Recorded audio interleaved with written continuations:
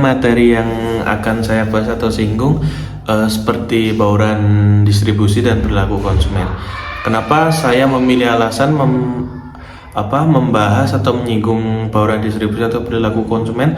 Karena saya sendiri pernah berpikiran kayak misalkan saya membutuhkan barang ini ataupun spare part ini. Nah, sebelumnya kan saya suka kayak bermain motor kan, pasti butuh part-part seperti velg, knalpot dan lain-lainnya seperti itu. Nah, dan kan ada banyak topik ataupun metode yang telah diberikan Bapak Mustafa kepada kami kelas 2C, dan alasan saya memilih ataupun menyinggung topik itu karena itu tadi seperti itu. Nah, kan ada banyak topik seperti yang dari kelompok 199 itu,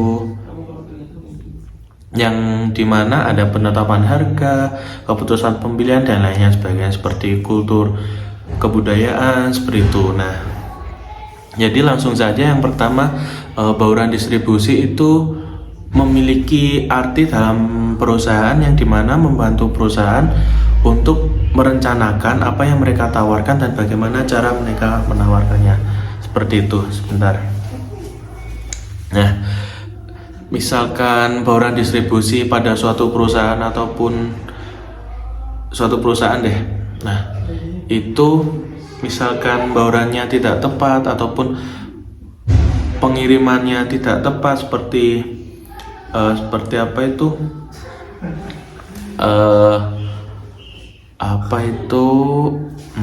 sebentar, pada perilaku konsumen seperti itu. Nah, bauran distribusi itu memiliki arti penting bagi perusahaan yang dimana membantu perusahaan dalam merencanakan apa yang mereka tawarkan dan bagaimana cara mereka menawarkannya seperti itu. Contohnya misalkan saluran distribusinya pada suatu perusahaan itu tidak tepat, maka produk yang telah dibuat dari orang yang memproduksi itu akan macet dan berakhir pasti ke pergudangan seperti itu. Jadi saluran distribusi yang tidak tepat akan mengakibatkan seperti itu. Nah, contohnya misalkan kan alasan saya memilih ini kan karena saya suka berbelanja seperti part-part motor seperti itu, ataupun kesukaan saya seperti membeli baju atau jaket seperti itu buat keluar. Nah, jadi saya ambil case-nya itu kan saya dari Nganjuk. Nah, di Nganjuk itu tidak ada toko ataupun brand resmi seperti toko sepatu ataupun itu seperti Adidas lah misalnya. Nah, di mall kan Nganjuk tidak ada mall, nah seperti itu.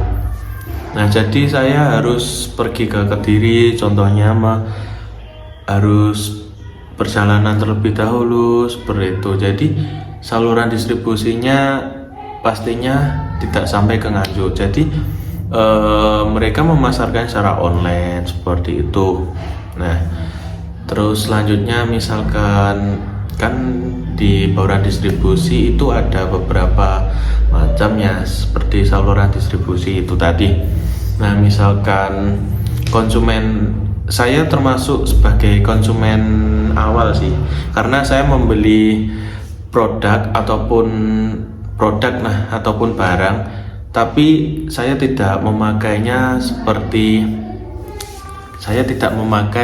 sampai puas gitu loh. Maksudnya saya pasti akan menjual kembali. Kan konsumen awal itu orang yang membeli barang ataupun jasa, kemudian mereka akan menjualnya kembali, seperti misalkan membeli bahan baku, kemudian membeli bahan baku tekstil ataupun rotan. Nah, terus kemudian dibentuk seperti bola atau sepak takraw, kemudian mereka akan menjual kembali, jadi berupa produk seperti itu. Nah, case-nya menurut saya pernah mengalami seperti itu tadi, yang seperti sepatu tadi. Nah, misalkan kan kota, kan saya suka part-part dari salah satu sepeda motor. Misalkan saya mencari sebuah knalpot yang pengen request bentuk panjang, besar seperti itu. Nah, saya harus membelinya secara online karena saluran distribusinya knalpot sebelumnya saya kasih contoh dulu.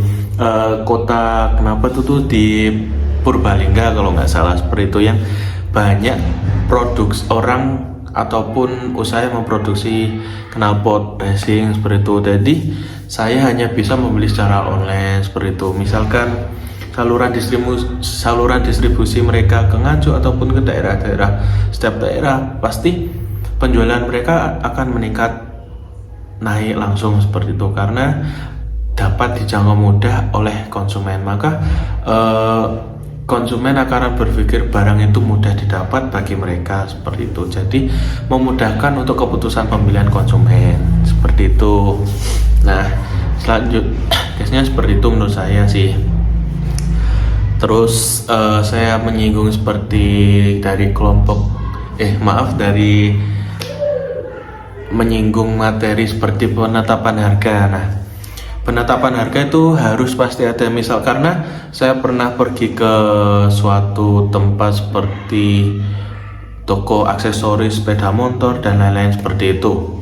Nah, di situ tidak ada daftar harga, jadi konsumen akan berpikiran harganya berapa ya. Jadi akan menimbulkan rasa kebingungan ataupun takut ingin membeli. Jadi konsumen akan berpikir ini mahal nggak ya, ini murah nggak ya, seperti itu. Jadi mengurangi rasa keputusan pemilihan konsumen seperti itu. Menurut saya seperti itu. Jadi saya memberikan tanggapan sebaiknya di suatu tempat atau aksesoris itu harus ada beserta daftar harganya seperti itu. Jadi memudahkan konsumen untuk membeli ataupun membuat konsumen tertarik. Oh, ini bagus, harganya segini. Nah, seperti itu. Jadi konsumen akan berpikir, oh murah. Jadi meningkatkan efektivitas untuk menarik keputusan pemilihan konsumen seperti itu. Ini termasuk case sih buat saya karena saya mengalaminya sendiri seperti itu. Nah,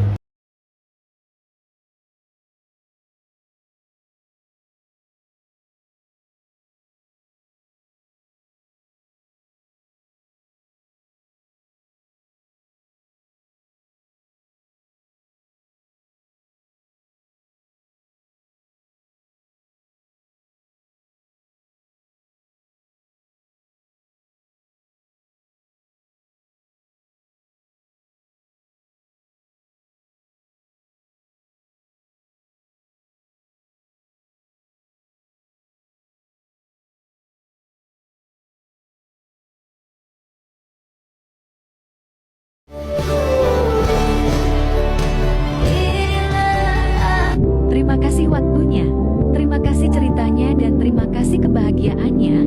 See you orang baik. Semoga nanti kita bisa bertemu kembali dengan cerita bahagia masing-masing.